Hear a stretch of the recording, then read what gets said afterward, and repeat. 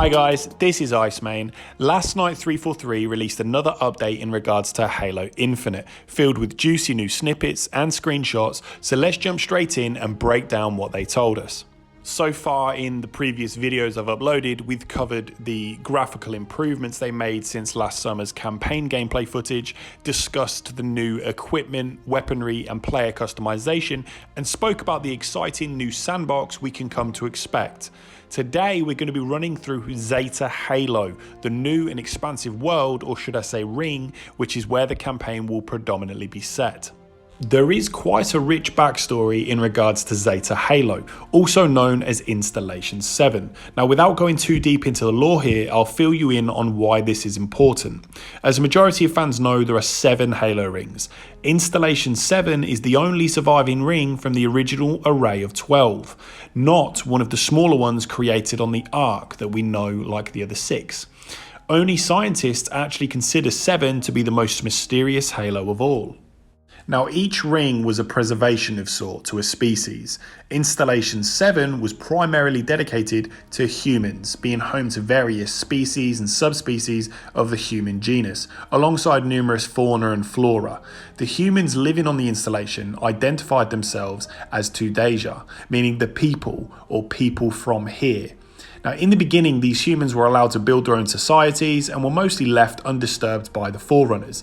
Some of the people even constructed rudimentary cities. Whether we come across any of these on Zeta Halo is yet to be seen. Now, during the Forerunner Flood War, these humans were used as guinea pigs to find an immunity to the Flood. They were used as experiments in what the humans came to know as the Palace of Pain. However, the palace was not in fact a single location as the humans believed, but many Flood research facilities across the ring. Now, does this little backstory hint at a potential Flood outbreak, akin to Halo CE? I for one would love to see the Flood reintroduced.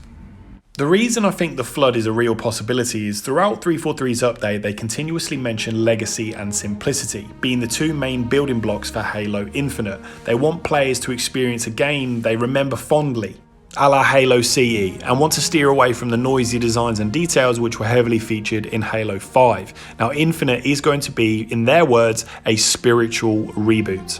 With that, they want Zeta Halo to bring back the excitement for exploration and discovery.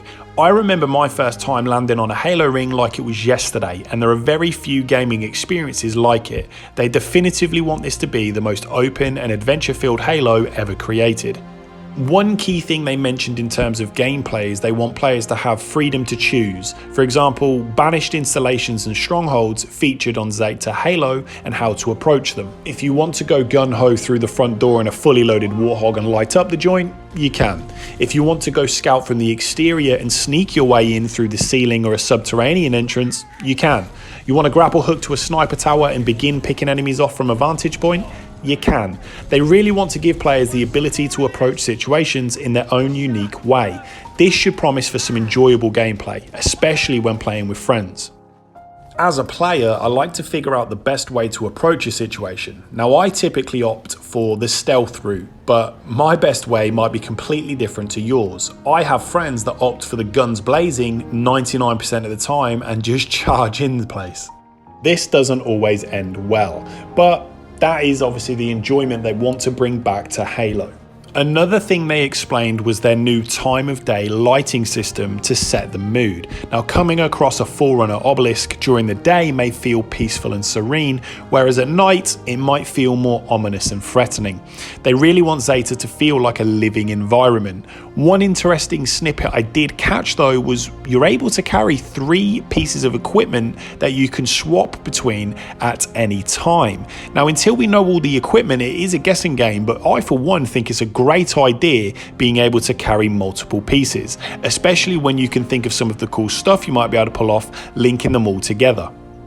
They are getting close to the final stages of development, which I'm hoping means a beta is soon to be announced. Now, they did say at this stage they're focusing on bug fixes and performance issues, so it's safe to say a public beta or even a closed beta could provide useful with this.